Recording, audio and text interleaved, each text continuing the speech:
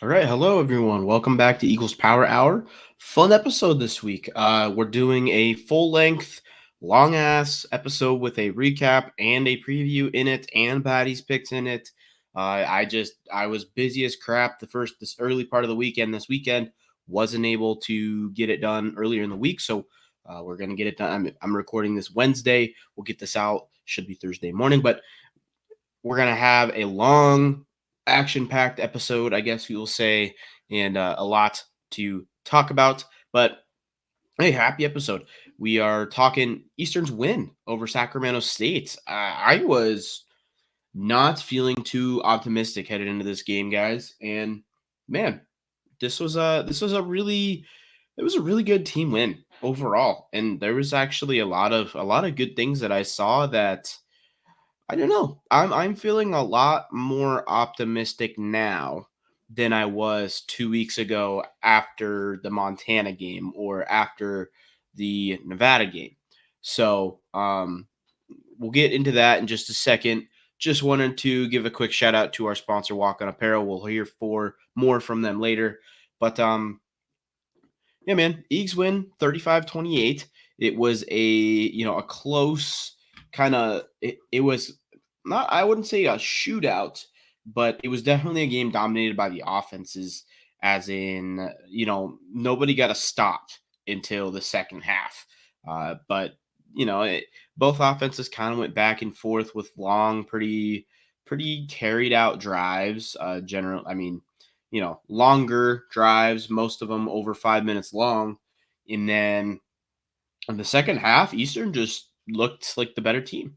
And there was some really good things that I saw, but we'll kind of do the classic what went well, what went bad, and maybe give a few players of the game as we get onto that part of the game, part of that segment. But let's talk about what went poorly, because I didn't think there was too much that went poorly in this game. I think obviously the defense could still be better. Obviously the defense has obviously been the weak point of this team.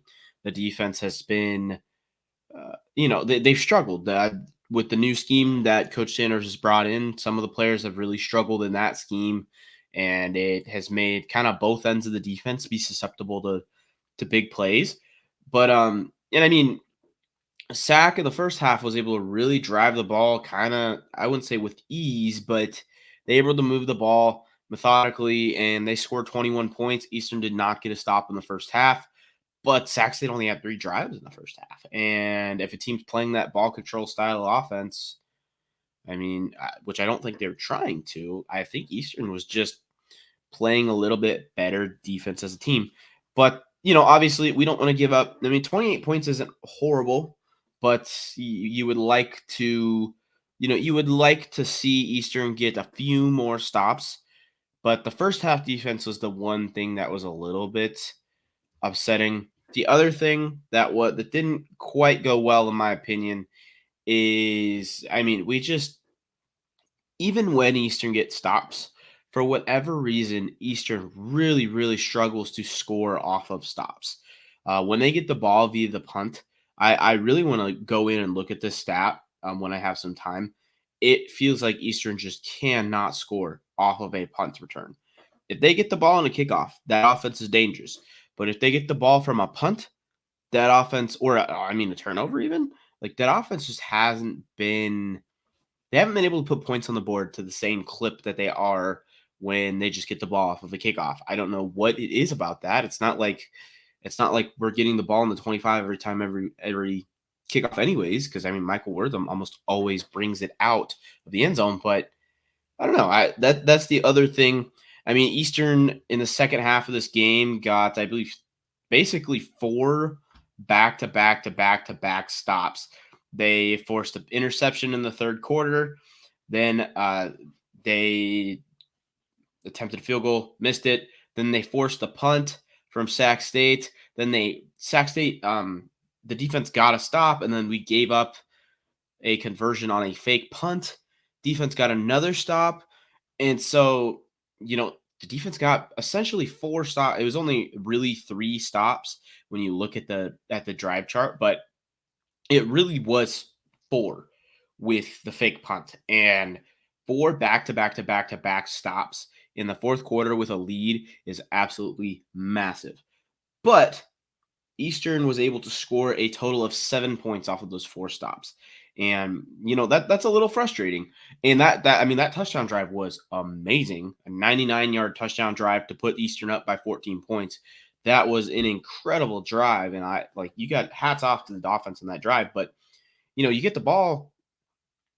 I guess they only got the ball 2 other times and they couldn't score off of it, but it's just like I really want to see this offense score off of turnovers, score off of punt, getting stops. Like, when stops are precious for this Eastern team. Typically, points are precious. No, and with this team, defensive stops are precious. You have to take advantage of them if you're going to beat good teams. And I mean, we were able to at least once in this game, but I felt like Eastern had a chance to push that lead to 14 earlier in the game, and this is kind of another thing that didn't go well. I didn't love the decision to. I mean, Coach Best took. Honestly, you can go either way with it. Taking the points, I don't think was a bad job. Bad. Excuse me, a bad decision. I believe Eastern got down to the Sacramento State 7-yard line and had a 4th and 1. And Eastern, I'll have to look at it really quick, but Eastern averaged something like, let me actually find the right number, 5 yards a carry. And Eastern had been dominating up front most of the night. I mean, if I was in Coach Best's spot there, I don't actually hate the decision to take the points, but hindsight's 2020. Obviously, we missed a field goal. That that hurts. We had a chance to go up 10, kind of take that momentum, score some points off of the turnover. Instead, we missed the field goal. They get the ball back, and with a little bit of momentum after a missed field goal, I would have liked to see us. I think I would have personally liked to see us go for it on 4th and 1. 4th and 1. I feel like this Eagle team has been very good at picking up those short yardage situations when they hand it to their running backs up the middle. When they try to run little sweeps or when they try to run little things to the outside, it hasn't worked as great. But I don't know. I think Eastern could have gotten a yard if they needed to. They were able to get that yard most of the game. They went for it on 4th down earlier in the game, 4th and 4, in another similar spot. But I don't know. That's another thing that I would have seen. Hey, if we're going to be aggressive, if we're going to be the team that is, you know, kicking surprise onside kicks like Eastern is and going for it on 4th down in other situations, I feel like you just gotta lean into it. And forcing either way, Sac got the ball at that same spot, but I feel like I don't know. I think that putting in 7 there would have been a huge, huge, huge advantage. Which Eastern has been a pretty good red zone offense. If I don't have the stats in front of me, but I think Eastern would have been able to punch it in that situation. I think they would have been able to get a 4th and 1 in that situation with 3 good short yardage guys in Tuna, Jared Taylor, and Kikoa Vesperis. Or excuse me. Well, Kikoa's been good in short yards too, but Malik Dotson is who I meant to say. Kikoa is just elusive and can get in that little crease. All 4 of those guys are pretty good at picking up a yard. And so, I'm harping over it a little bit too much, but I think we could have maybe changed that. But, other than that, guys, this is a pretty promising performance offensively and defensively. Offensively, we'll hit on the offensive side of things first, things that went well. The Eagle ground game was incredible in this game. Averaged 5 yards a carry on the game, and that's including a sack and a kneel down from Kikoa. That's like minus 15 yards. They gained 300 yards on the game.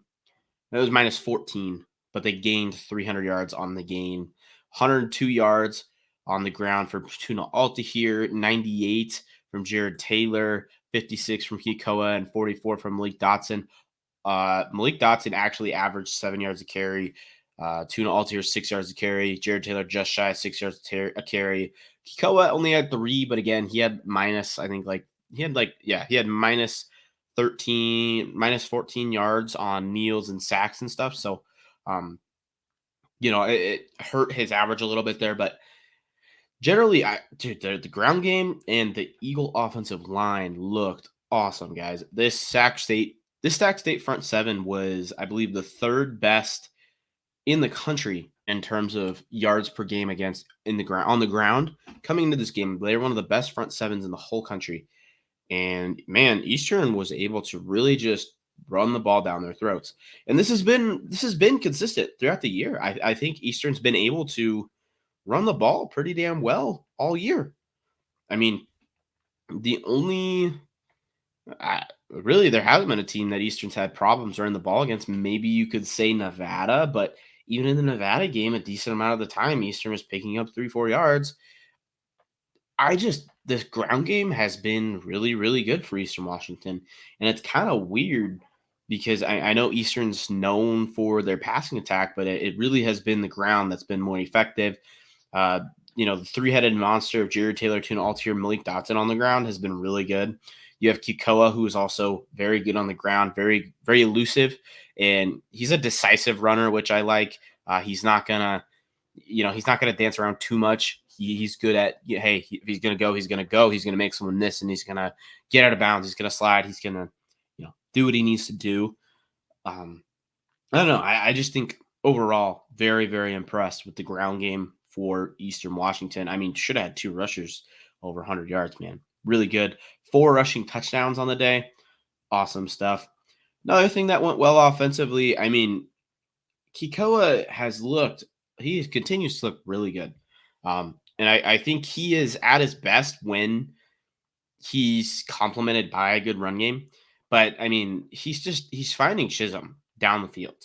And I mean, Chisholm still, got us a couple short routes that he, turned into bigger gains than they were in terms of like air yards. But, Chisholm is getting the ball down the field more, catching the ball 10-ish yards down the field, and little out routes, little comeback routes, little crossers, stuff like that, it's letting Kikoa do what he does best. And that's throw the ball when he's off schedule, when he's off platform, when he's running, and all kinds of crazy stuff like that's when Kikoa's at his best. And I don't know, I offensively, this was a very promising performance. It was still out Miles Williams, still out Dylan Connor, starting right tackle. Shout out to the tight ends who also blocked very well in this game. Carpenter and Austin York both had very good games blocking the ball as well as blocking for ball carriers, as well as JP Murphy was in there for a few snaps I saw. And the Landon, is it Landon Connor? I can't remember, the JUCO transfer guy from Butte. Overall, just I very happy with the tight end blocking. Offensively, got like this Eagle team's pretty damn good, and I think there might be 2 defenses that are kind of built to give this Eastern style fits.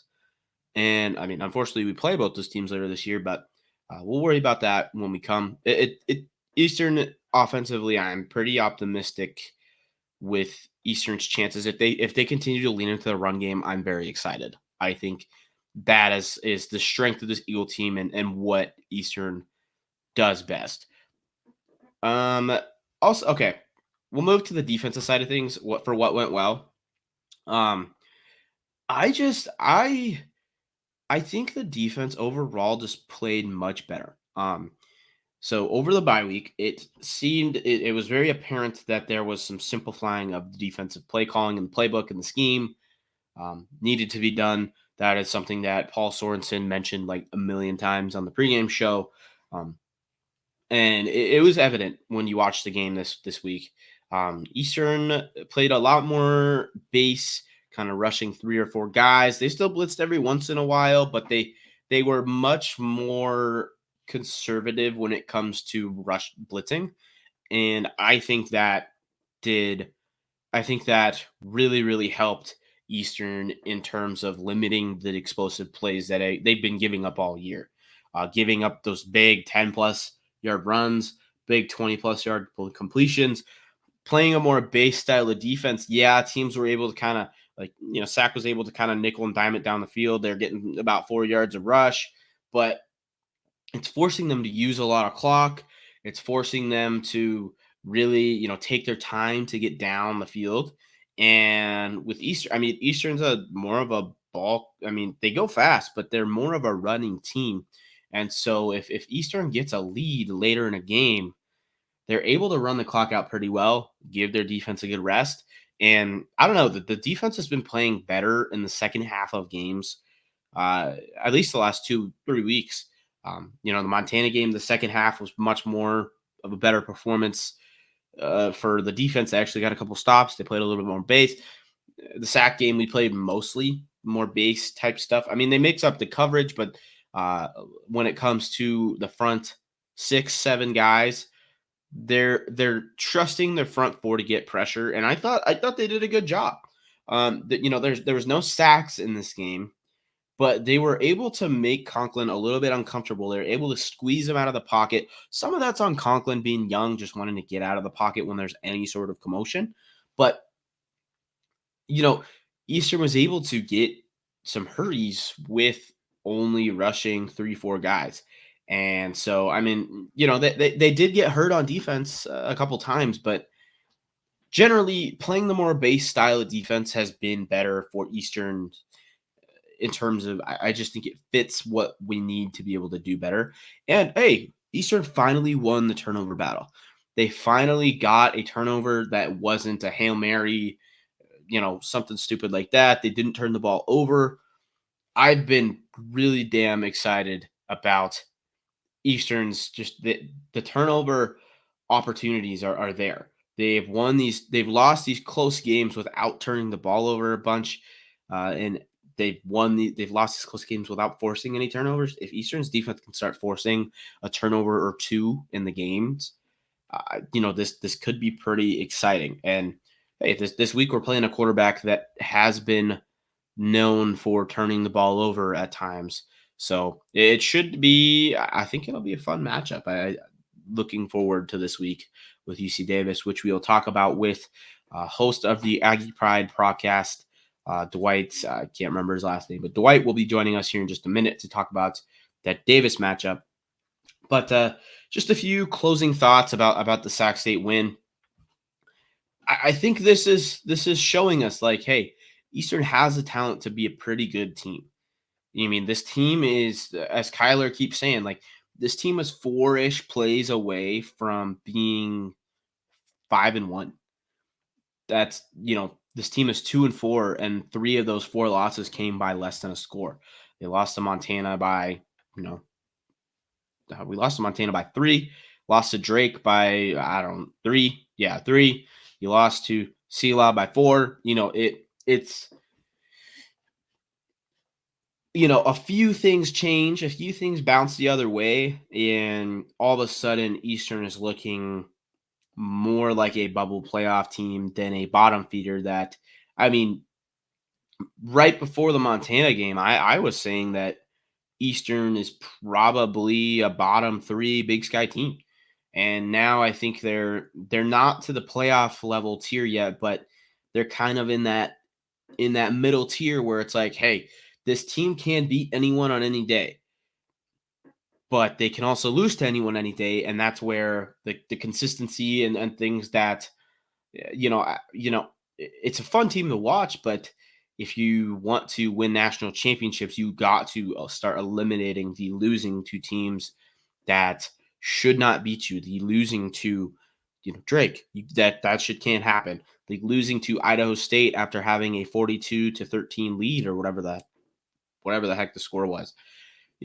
Losing to a Portland State at home, you can't do that. And so, I think it's hard to say the program's headed that direction right now, because it hasn't been.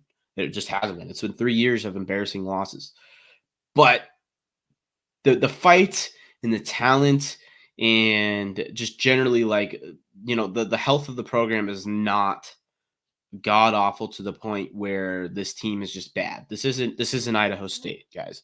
This isn't Idaho State where you're expected to be bad, and winning a couple games is fun. But I mean, wins are wins, and being a team like Sac State on the road, getting a big road win is huge. It's awesome. Now you're looking at this UC Davis matchup, and hey, Davis is 6-1. They're probably they're right now. Their resume says they're the second best team in the Big Sky. I don't know if the eye test necessarily says that, but they're a good team. They have a lot of talent. This team, I mean, Eastern's had Davis's number, and now Eastern's rolling into this game with a little bit of momentum. It's homecoming. I mean, this game has the potential to be really close.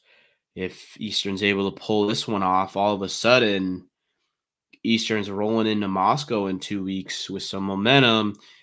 Idaho hasn't looked very good offensively. If Eastern can put up a few points, guys, like the playoffs are a very, very long shot right now, but the season is not dead like it felt like it was a few weeks ago after, three straight losses and kind of kind of resetting the expectations of like, okay, the Seagull team hasn't made the strides that we thought it did, but we knew the talent was there and the talent is there. This is a senior laden group.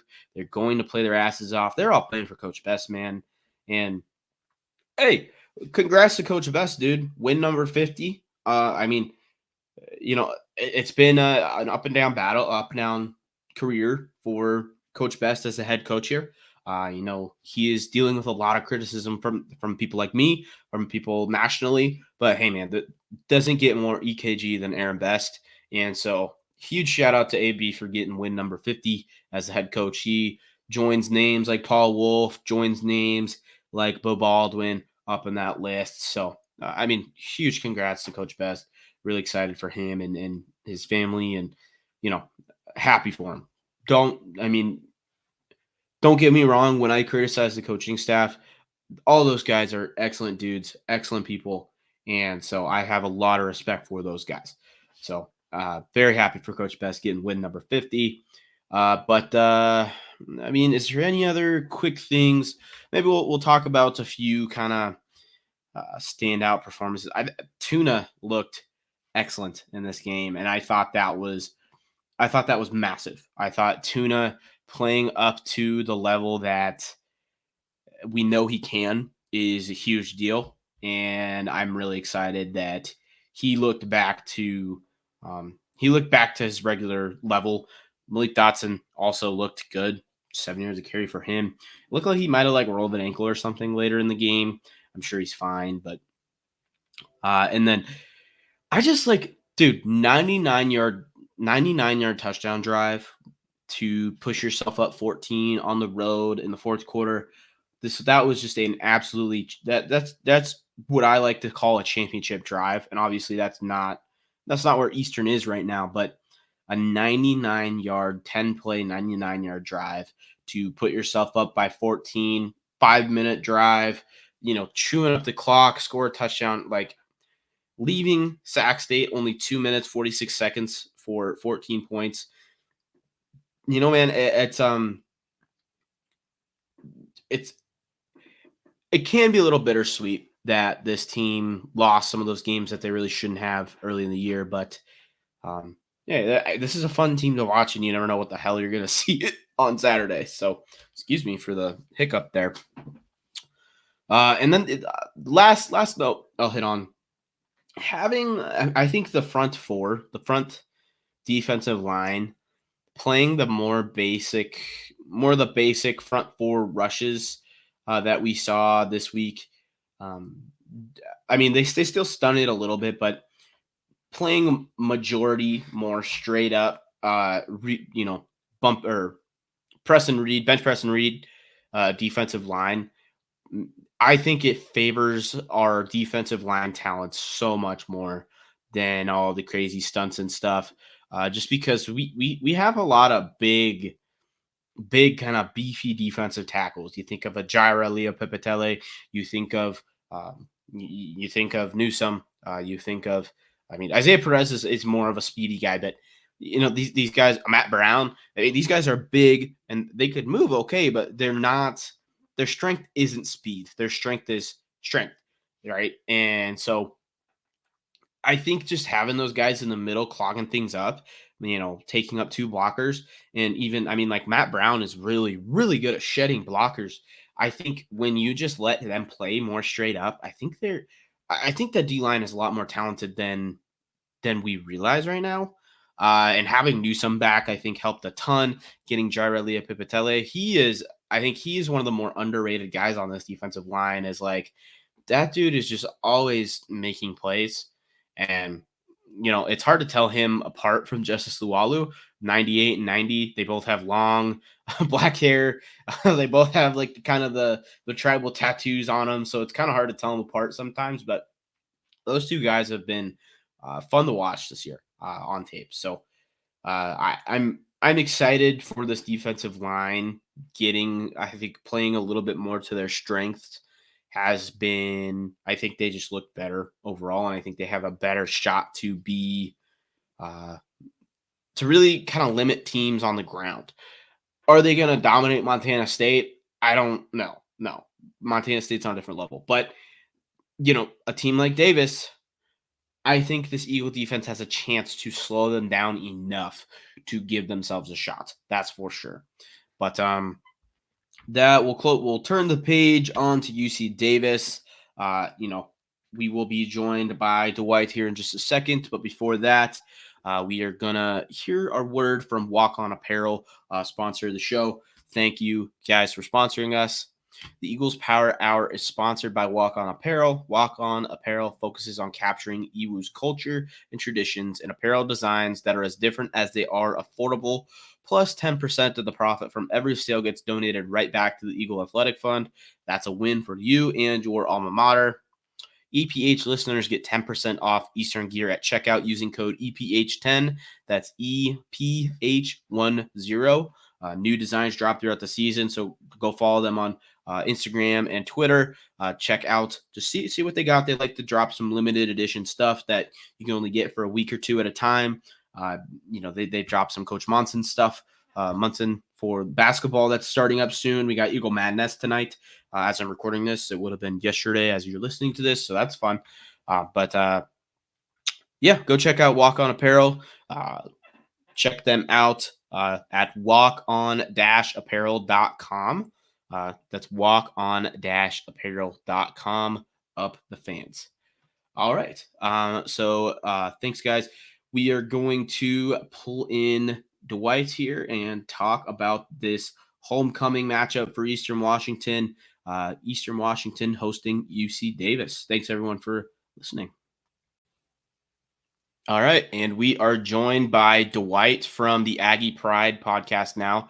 Dwight played football for UC Davis, I'll say back in the day, and now he talks about Davis, and so we invited him on to kind of preview this Davis squad and this Davis, how they've been doing so far this year. So, Dwight, how are you doing? I'm good, Patty. Thanks for having me.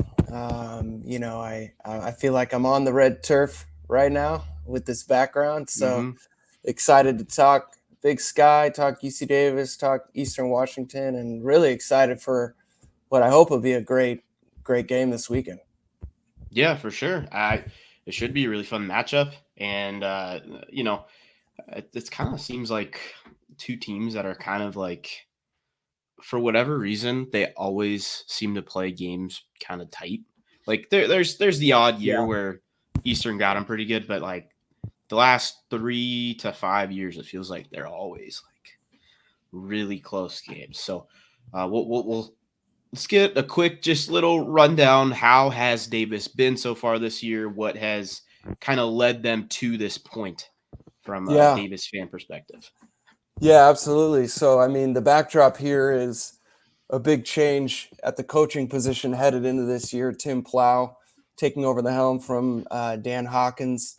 Hawk, really did a lot for UC Davis over the last handful of years, helping to, I think, position us to really, the way I put it, really move from good to, our goal is to be great within the FCS, and Eagle fans have a taste of that greatness with what the Eagles have done historically.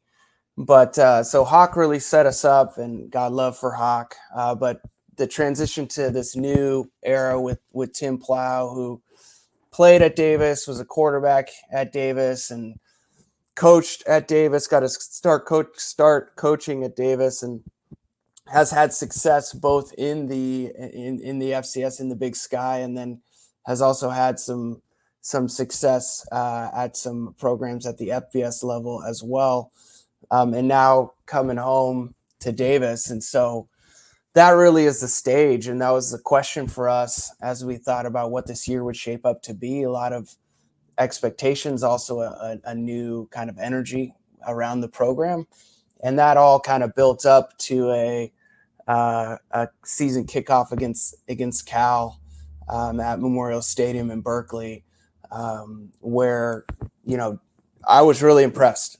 Davis really held their own, especially through the first half. We were people use the word dominant. Like, I mean, obviously it's easy for FBS teams to maybe look past an FCS matchup to start the year, but hey, you got to show up and play for 4 quarters.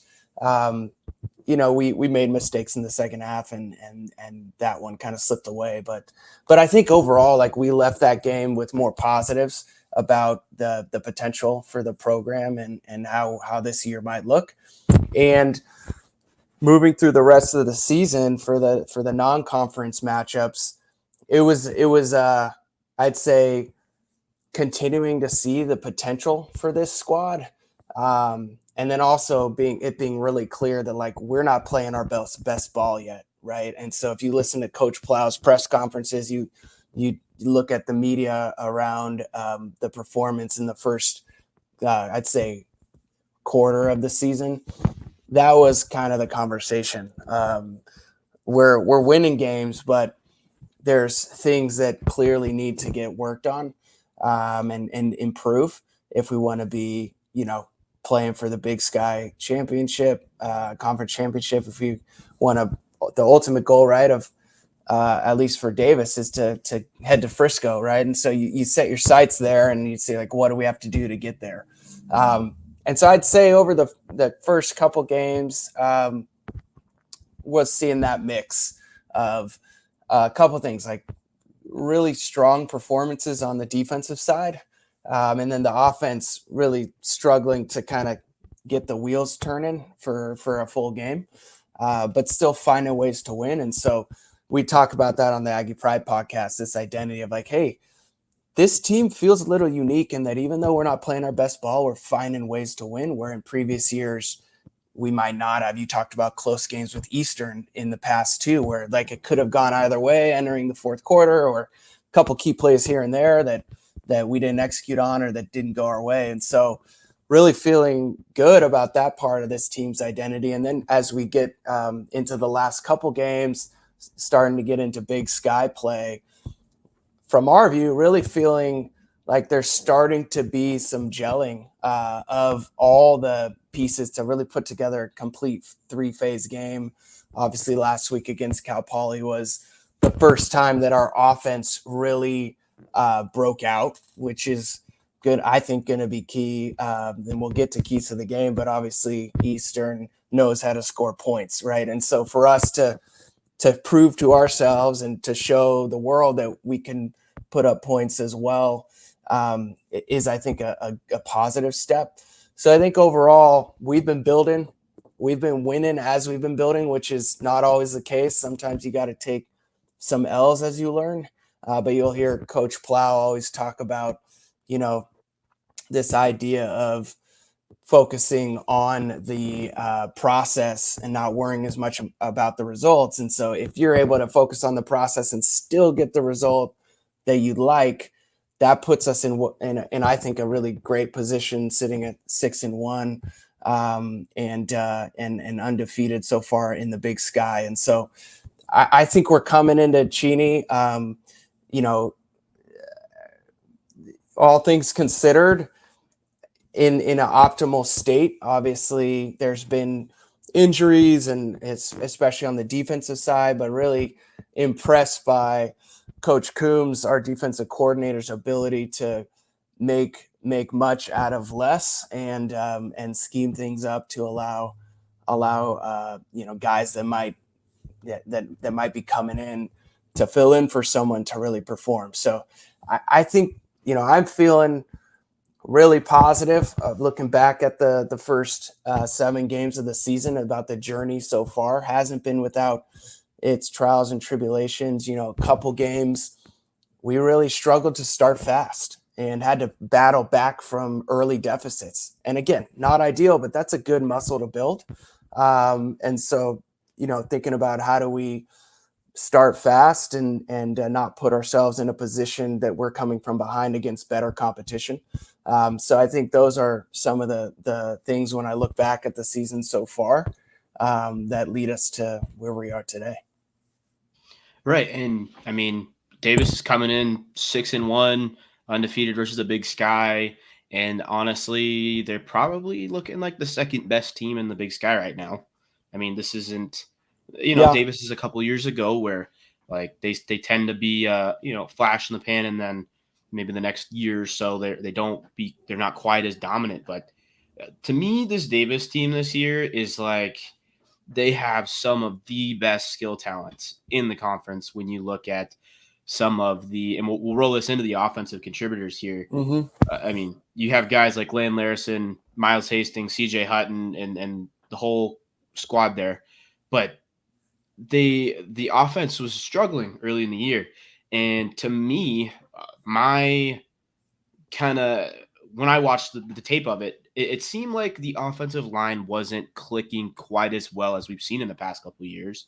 And so they would be super dynamic between the 20s, and then they get down into the red zone and just couldn't punch it in. They had a tough time. They had a tough time having the space for like Miles Hastings loves to throw a lot of little short check down type stuff. And when you're in the red zone, it's kind of tough to do that with how the spacing is, right? And they didn't quite have the offensive line to just pound the rock with Land Larison. And so they're kicking a lot of field goals in the red zone. And then these last 2 or 3 weeks, it seems like that issue has slowly started going away. I mean, Miles Hastings has been really hitting his stride. I mean, he's leading the Big Sky in passing. Probably he looks to me right now like the best passer in the Big Sky. And I mean, they've still had some issues rushing the ball, but when you have Land Larison, like any day, someone is going to break a couple big runs, right? And I guess an Eastern team like this, like, you got to think this is a pretty good opportunity to get the rushing game going for Davis. So we'll roll this into the offensive contributors. Yeah. Who do you, obviously I named a bunch of them off, but what's kind of this Davis's style of offense, and who are the big contributors for Eagle fans to watch out for?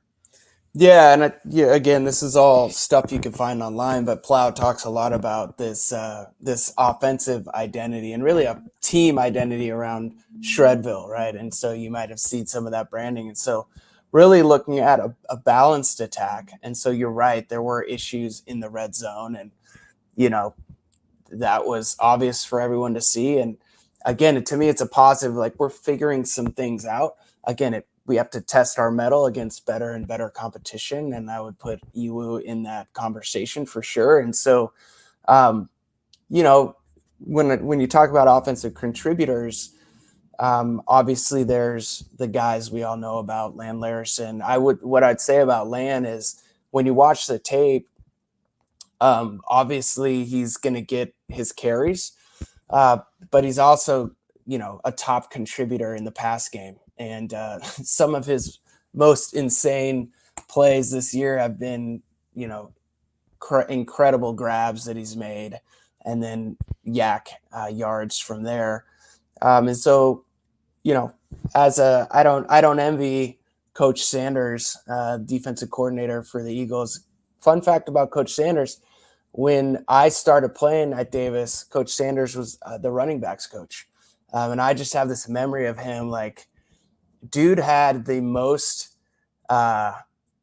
like if sponsorship were big back then, like he would have been sponsored by Red Bull, because that guy was like just pounding Red Bulls. I haven't talked to Coach Sanders in a while, but he was like a super high energy guy, just flying around, and like that was infectious. So But anyway, Coach, I don't envy Coach Sanders having to scheme up, a defense to deal with Land.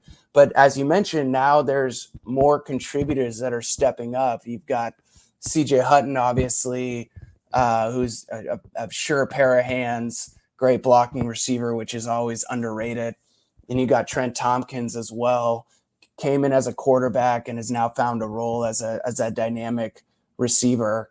You've got other weapons like Chaz Davis, Sam Batu, who can stretch the field a bit. If you watch the Cal Poly game, you saw Stacey Dobbins, really speedy freshman who can stretch the field. So from the receiving core, there's just more of a balance there. And with Miles slinging it the way he is, I think that unit's feeling confident. But you're right. Like, you gotta, to win in the Big Sky, you got to be able to run the ball.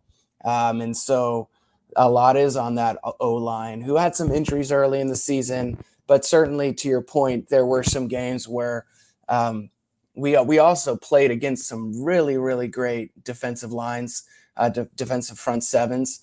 And so part of that was game plan. But the yards per carry, aren't jumping off the page, right? And so I think the identity of this offense is really to be opportunistic, to be responsive to what the defense is giving them, have showed the ability to make great adjustments throughout the year, and then to really strive for that balance. So if you look at overall carries versus overall pass attempts, there's certainly more pass attempts, but still getting a healthy amount of carries in. And then it's not just about the pure volume, it's about, are we getting it when we need it? So I'll be looking for that I think that battle in the trenches on Saturday is going to be, as it often is, the tail of the tape, obviously turnovers and stuff like that. But, looking at the Davis offensive line versus the Eastern defensive line, and then also vice versa. We haven't talked about defense yet, but I think on the flip side, that's going to be key as well. Yeah. One funny thing about Davis's offense is, I believe the leading receiver, at least in terms of yards per game right now, is Lane Larson. You're correct. Who is offensive player of the year last year as a running back. So correct. It's interesting, and they've been really able to adapt to, hey, our offensive line hasn't been getting the push we want. Just toss it, get it in Three's hands, and he's going to make a play. And that's been a lot of their offense this year, which, I mean, it works. I'd do it too if I had a guy like that, right? So a lot of the load, I think, on this Davis offense is placed on Hastings' shoulders, right? And we've seen him have his ups and downs, and right this year, I think he's been leaning more towards the upside of things, especially like in that Idaho game. I was extremely impressed because, I mean, his thing, I think, earlier in his career, when he got under pressure, sometimes he'd throw a couple balls that you're like, whoa, dude, what was that? Like, that probably should have been a turnover. And he's done a lot better of a job making big throws and not throwing it to the other team, which I think is a huge factor in this game. Yeah, for sure. And I think, Miles has impressed me so much. And, I think a lot of how things are going this year has to do with just the confidence, right? And the on the last episode, I'm like, this guy just seems like he's a seasoned operator, and he's just in there like operating the offense. And obviously he and Coach Plow have a really close relationship. And so I think coaching has to do with it as well. And the amount of trust that your coach is putting in your hands from a decision-making perspective. And we've seen that play out even this year.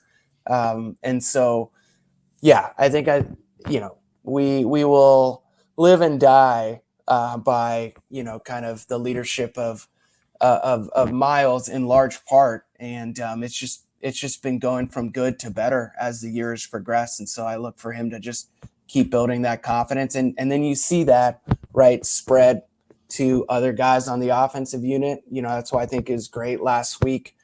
I mean, he spread the rock around big time. If you look at the sheet, I mean, I think he had completions to 8 guys or something like that. And so that just builds the entire confidence of the offense, whether you're the receiver who's blocking backside or running a backside post, or a blocking receiver, it just kind of, they feed off of that. And so I think that's a big part of the success. And then, Miles, of course, yeah, I've been there. You always have something to prove. And you just have to block out the noise of what even guys like you and me are talking about, Mm-hmm. and just focus on the task at hand. And that kind of, I watched the press conference after the game against Cal Poly, and it's like that dude was focused. He wasn't like yipping and hollering about we just beat Cal Poly. Like, you could tell that's a focused dude. He's probably already over this game, probably already thinking about Eastern, right? And so I think that's what you want in a leader. For sure. And yeah, he's been one of the best offensive players in the conference so far, and I have a hard time seeing him not finishing as one of those guys getting looked at for offensive player of the year with how he's been playing this year. But a lot of that depends on how these next 3 games or 4 games play out for. I mean, Yep. Davis has a pretty rough schedule looking forward, but should be fun. Let's transition to the defensive side of things. Davis is, I mean, it's been a really solid defense, and I think they're headlined by a couple pretty big names that have been very good for them. Do you want to hit on the defense a little bit, talk about what they bring to the table? Yeah, I mean, you got to start with the Connors twins, Yep. Rex and Porter. I mean, just great additions to this team, and great to have them both healthy right now. And yeah, Rex playing at that safety spot, and then Porter playing at the backer spot. They got something special. I don't have a twin, but I imagine what it would have been like to play with my brother, and it's just like, man, that's got to be the dream. So fired up for them to be able to play together.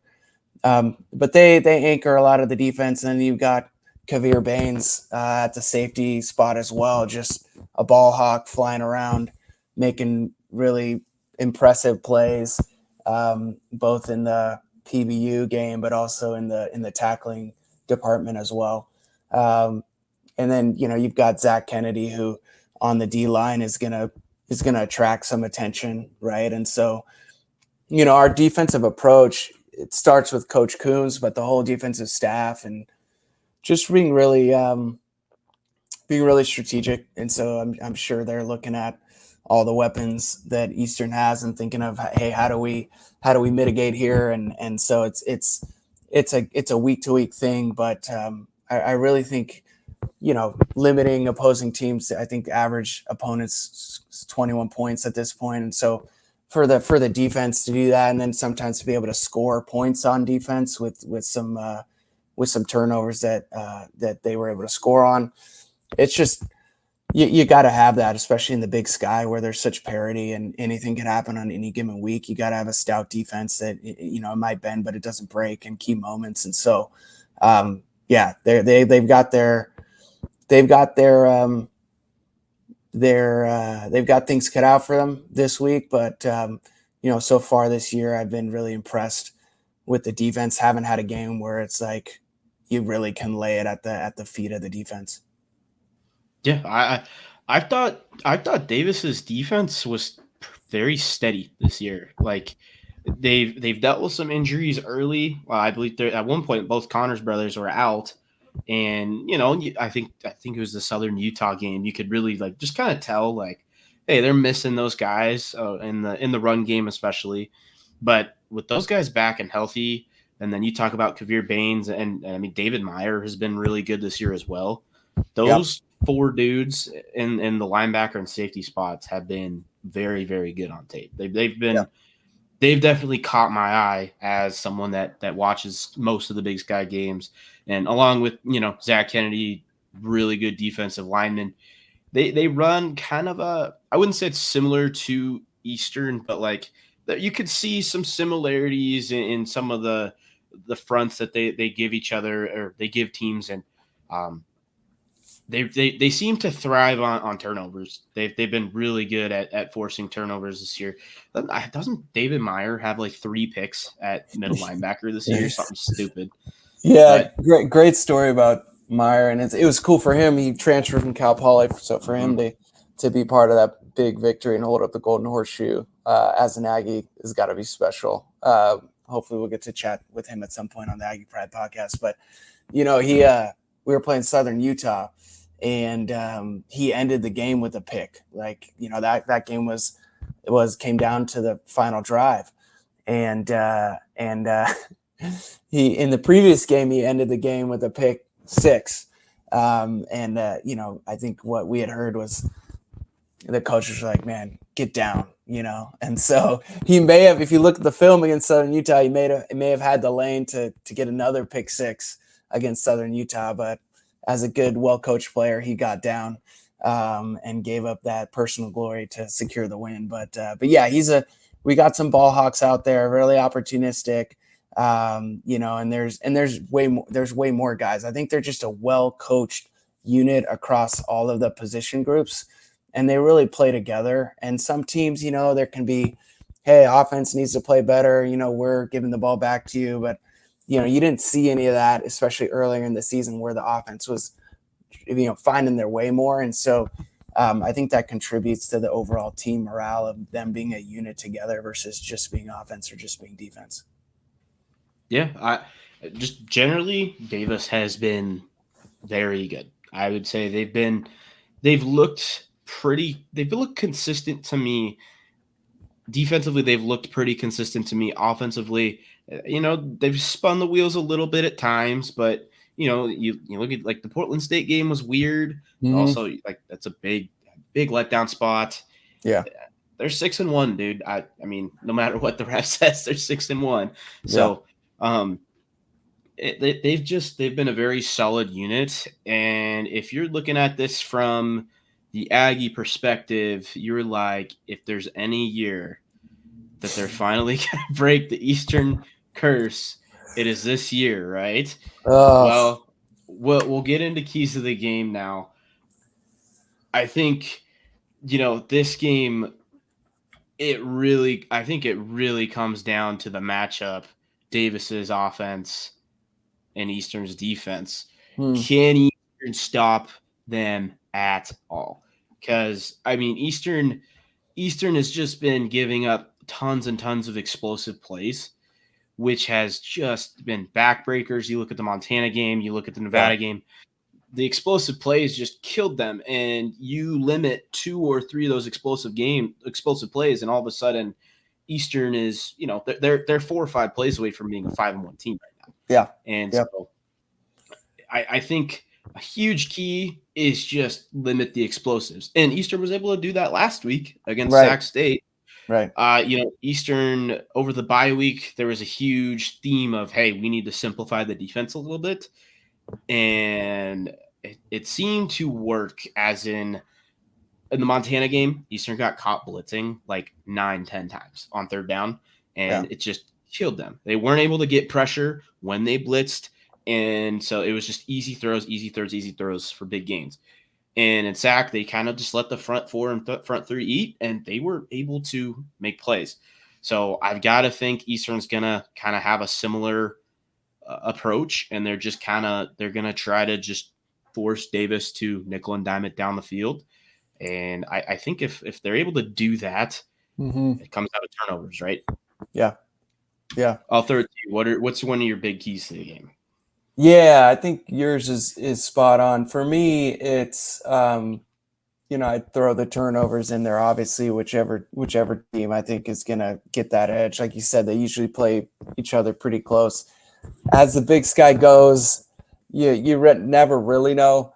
But I think turnovers are going to be huge. I think the key is actually going to be the same but flipped for Davis. To me, it's how could our defensive front 7 compete with the offensive line? Like, I watched that game against Sac State, and I was really impressed. I mean, they were creasing Sac State's defense, late in the game, so that's the score was closer, but it was like, it was really a 2-score game that Sac State kind of kept catching up by 1 score, and it could have been more.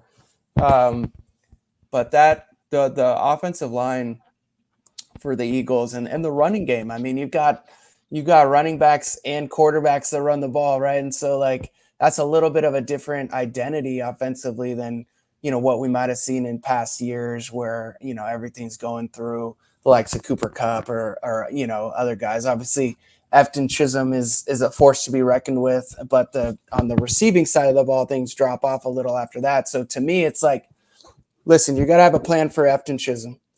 Try and limit him as much as you can, but really, like, can we stop the run? And so that, to me, that's going to be key. We're not a team that's going to be, blitzing every down, and we don't have a D line that's really built to like, go get the quarterback a ton. So we really have to contain, right? And so that's going to be big, dealing with that dual quarterback system. I think, especially if you have two solid quarterbacks like that, that's kind of the key to success in the Big Sky, in my view. Either having both of those in one quarterback, like the quarterback at Portland State, who's just insane.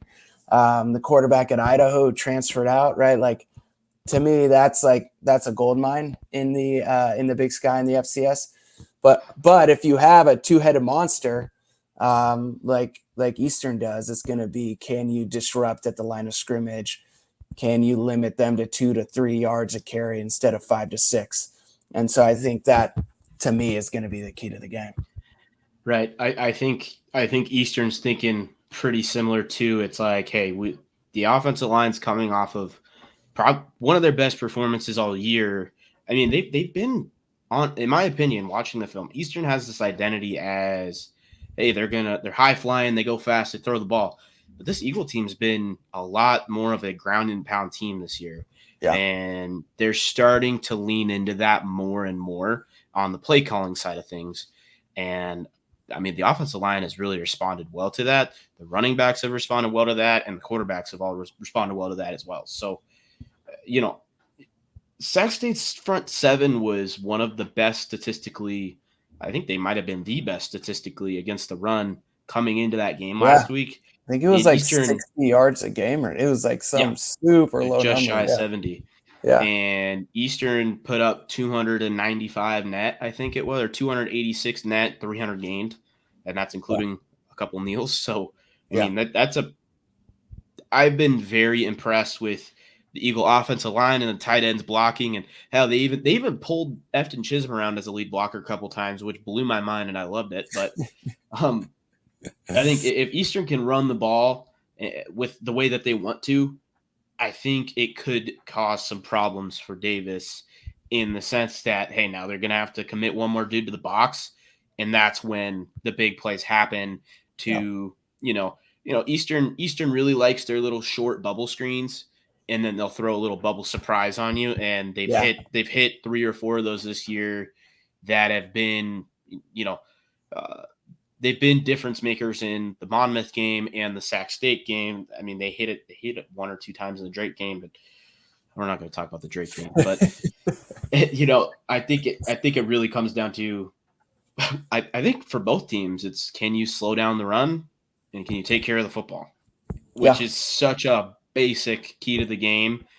But I really think, like, with the way that these two teams play, whoever takes care of the ball best, I think wins the game. Yeah, and I'd add like adjustments, right? Especially with coaching in the Big Sky is so good. And it's going to be like the chess match of like, all right, these are the pieces you're showing. Here's the new wrinkle that you added that we haven't planned for. Who's going to make those second half adjustments? I'm assuming it'll be who knows what'll happen, but assuming it's a close game through the first half, who's going to make those second half adjustments to give your team that little edge that you need to pull out the W. Sweet. Yeah. Well, that just about wraps up our 30-minute preview here. Is there any, kind of little final thoughts that you're wanting to get off your chest before we sign out here? No, I just appreciate you having me on and represent Aggie Pride podcast. And, it's always fun to talk UC Davis football, talk Big Sky, FCS. And like I said at the start, I'll be tuning in, I'll be watching, and I'm excited to see a great matchup. Obviously, I'm rooting for the curse, as we call it, to be ended. But whenever these two teams meet, it's you never know what can happen. All that you know is that both teams are going to bring their A game, because I know there's not a lot of love lost between the Eagles and the Aggies. So appreciate you having me on, man. Yeah, man, and definitely, guys, go check out the Aggie Pride podcast. I don't. Are you guys on YouTube? I don't think you're on YouTube, but We're not on YouTube. We're on Spotify. We're yep, on wherever you find your podcasts, and then we got socials, Instagram and X. And we released an episode earlier this week yep, that has a segment that talks about the Eastern game a little bit. So for sure. appreciate the listens. Yeah, thanks, Yep. Patty. So go check it out, and yeah, next segment will be the Patty's Pick segment. But thanks again, Dwight, for coming on. Appreciate it, Patty. Thanks for doing this, man. Hopefully, Hmm. it's you're gonna become an Eagles legend, man. You're gonna be like, hey, you're building the base right now. But it's really cool, man. I wish I was getting into this stuff when I was in college. So good stuff, and appreciate you having me on. Yeah, man. Thanks for coming on, man. All right. All right, folks, and it's time for Patty's Picks. The Patty's Picks segment has become one of my favorite segments every week, just because I love talking Big Sky football. I have a lot of fun doing it, and so let's get into it. Probably the least interesting game to me is probably Montana State going to Portland State. Portland State's bad. Montana State's good. I mean, I think that game isn't even close. Montana State wins. On to probably the next least interesting. Cal Poly is traveling to Moscow to play in Kibbie Dome in Idaho. I think Idaho will win this one. It's kind of a sneaky, weird matchup just because Cal Poly's run defense has actually been decent, and I don't think Idaho can even throw the ball a little bit. Jack Wagner looks really bad. Uh, they lost Nick Josephek also to a broken collarbone. Uh, you know, Jack Lane is expected to be back later this year, but not yet. It's probably another 2-3 weeks. So, I mean, I'm going to take Idaho in this one, but it would not shock me if somehow Cal Poly covered the spread, whatever the spread ends up being. But yeah, we'll see. I'm obviously Idaho will pick. I'll pick Idaho. Cal Poly, I think it kind of depends on a few things if they will cover the spread or not. But I'll lean towards the not right now. Next one, Idaho State goes to Flagstaff to play at Northern Arizona. This one's kind of interesting. I don't know if it really is that much. I think this isn't a great matchup stylistically for Idaho State. NAU, the strength of their team has been their pass defense. That's been their best units probably overall as a team. They're a team that wants to run the football, and they're a team that defends the pass well. Guess what Idaho State's bad at? Defending the run. Guess what Idaho State's good at? Throwing the football. So, they've had some issues protecting the passer. NAU is usually pretty good at getting to the passer. I think this one could be a little weird for a bit, but I mean, in Flagstaff especially, I just don't see this one being particularly close. To be completely honest, I'm going to take NAU, and I've got to think Ty Pennington, not Chad Pennington. I made that mistake twice in the last 2 days. I've got to think Ty Pennington might be back. He was out with what looked like a head injury for the Idaho game. Usually those are like a 1 to maybe 2 week thing. So this will be 2 weeks. I think Idaho State wins this game, or excuse me, I think NAU beats Idaho State either way. I think it's more of if Ty Pennington's in there, I think they beat Idaho State by a lot. If it's still PJ London, I think they win the game. They win the game comfortably, but it won't be a total blowout. Next one, Weber State travels to Sacramento State. This is the battle of the disappointing, underachieving teams right now. Both these teams probably have the talent to be, to be playoff teams. And they just don't look like it right now. They're more of a playoff spoiler tier team. Go check out Tubs of the Club, the Big Sky Power Rankings / tier ranking show that we just did the other night. These two teams are, along with Eastern, kind of in that same tier of like, we feel like we are way better than our record shows right now. So I mean, this game it has the potential to be pretty close. You know, I think it could be kind of a gross, low scoring game. Just because I don't think either offense is that incredibly good. We'll see. We'll see if Damon Bankston is able to get going on the ground on Sac State's front seven. I don't really think he will. I don't think Weber State has the same level of line that Eastern has, and they're teams that have been able to move the ball on Sac State, which is the list right now is just Eastern on the ground, anyways. And I don't think Weber will have that much success on the ground. I think Weber might be in for kind of a tough game, but also Weber tends to just win games that they shouldn't sometimes.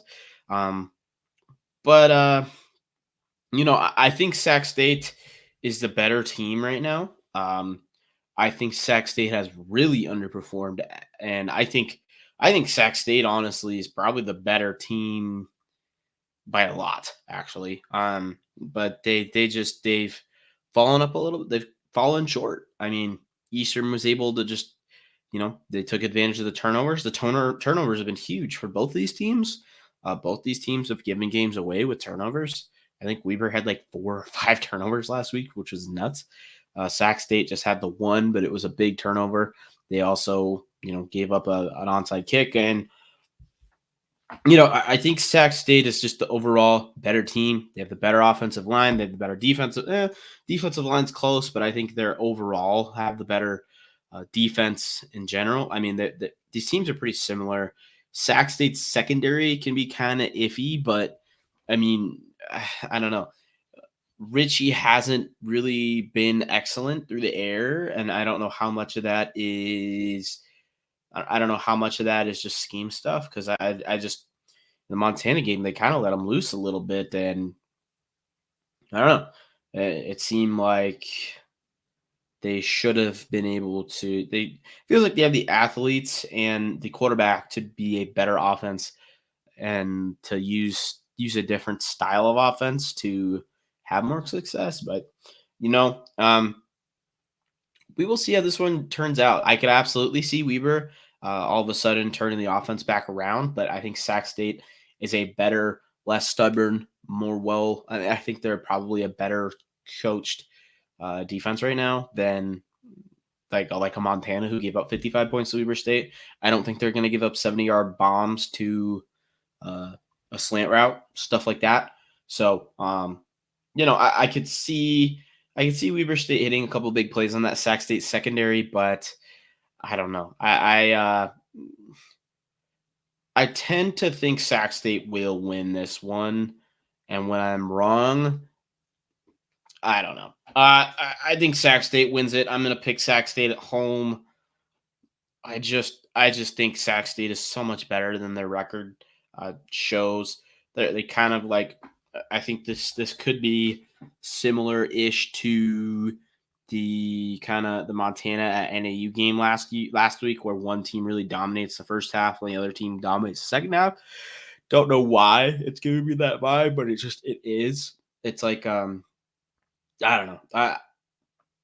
I think it's hard to get yourself motivated again after you know, I mean, Weber's season is basically, I mean, they would have to win out to have a prayer for a playoff spot. And with losses to Lamar, McNeese, UW, and Northern Colorado, it's pretty tough to potentially get, the benefit of the doubt with some of those games. But, we'll see. I think Weber again, I think they're a better team than they are, but they haven't shown, they haven't proven to me that they've fixed things.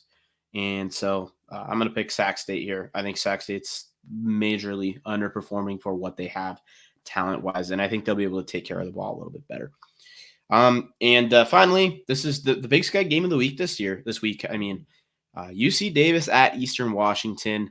Unfortunately, Dwight didn't have time to stick around for the Patty's Picks / Big Sky Pick'em segment, so he didn't give a pick. He might have actually given a little bit of a pick on the Aggie Pride podcast, so go check that out. I'll link it down below. But I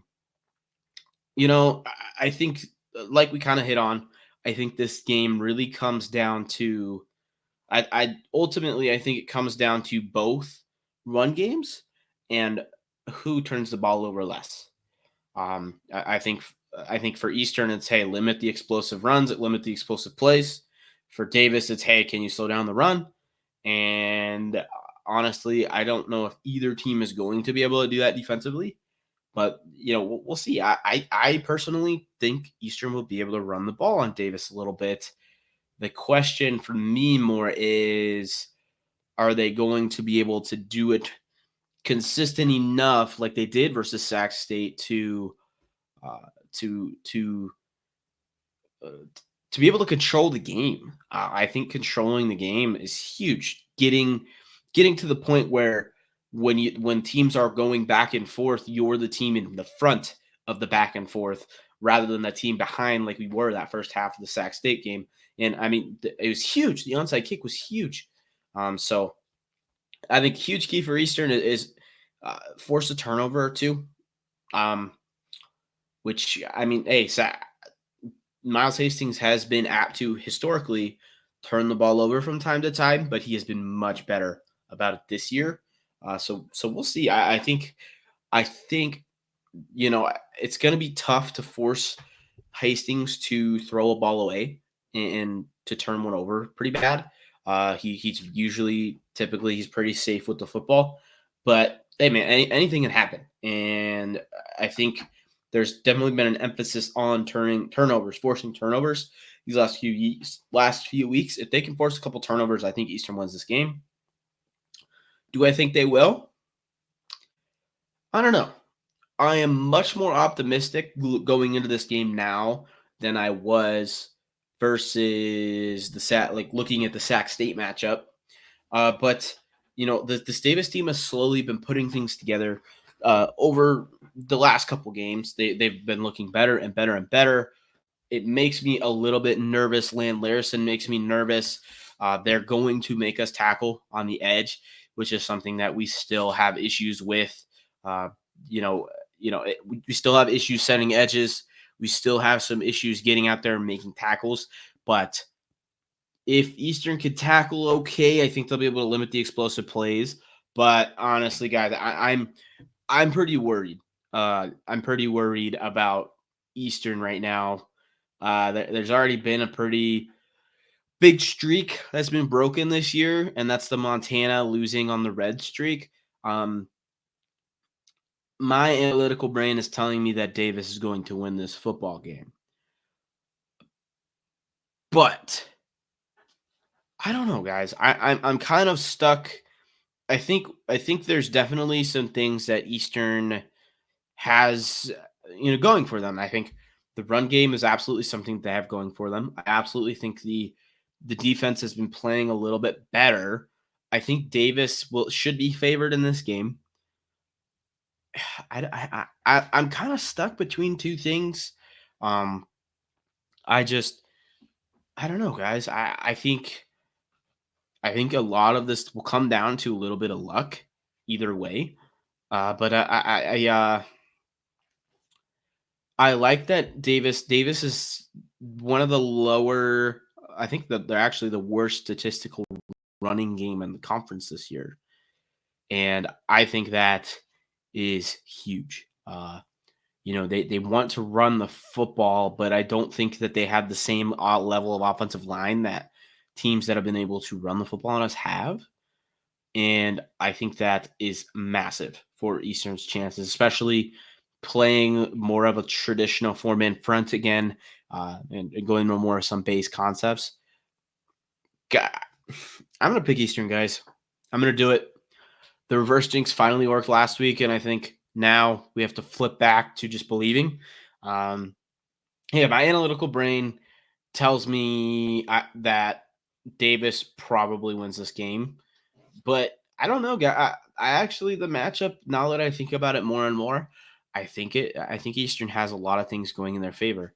If Eastern can run the football, I think there's a really really good chance that Eastern wins this football game. Being at home, it's homecoming. I think I'm gonna pick Eastern, guys. I think hopefully hopefully we are well prepared. Coach Sanders is very familiar with the UC Davis program as a guy that played there and coached there um, early in his career. So yeah, I'm gonna pick Eastern in an absolute really close kind of shootout style game. I think it'll be something like 35-32 Eags, and I'm hoping that Eastern is able to stall out a couple of UC Davis drives in the red zone and answer with some touchdowns or something along those lines. Maybe force a turnover or two and just get some momentum for the squad. I don't think the onside kick's going to work again, but get something going, some sort of a jolt of momentum later in the game, and just, I mean, Eastern's been a better second half team as the year goes on. So, I'm hoping that reigns true again on Saturday. Yeah, picking the Eagles, guys. I thought I wasn't going to do it, but I'm going to do it. I'm going to do it. The more I look at this matchup, the more I like Eastern's chances in terms of just the matchups. I have a hard time seeing Davis shut down Eastern on the ground. And if you can get, if you can get Chisholm going, if you can get Kikoa going, this team is dangerous, guys. And I think we'll have the possibility to do it. I think Davis has overperformed a little bit to get the 6-1, but they've also not been playing their best ball. So I don't know. I think when we look at this, I think Davis is probably the least imposing front five that we will see this year, other than Drake, when it comes to the offensive line. And I'm hoping that gives us a good chance to shut down the run better than we have through so far this year. So, um, yeah, that'll do it for this long episode of Eagles Power Hour, guys. Thanks everyone for listening. Get to Roos for homecoming. Go check it out. We got Eagle Madness tonight that I'm recording this. That'll be yesterday if you're listening to this the day it records. So why am I talking about it? I don't know. But get out. We got Hall of Fame stuff going on this weekend.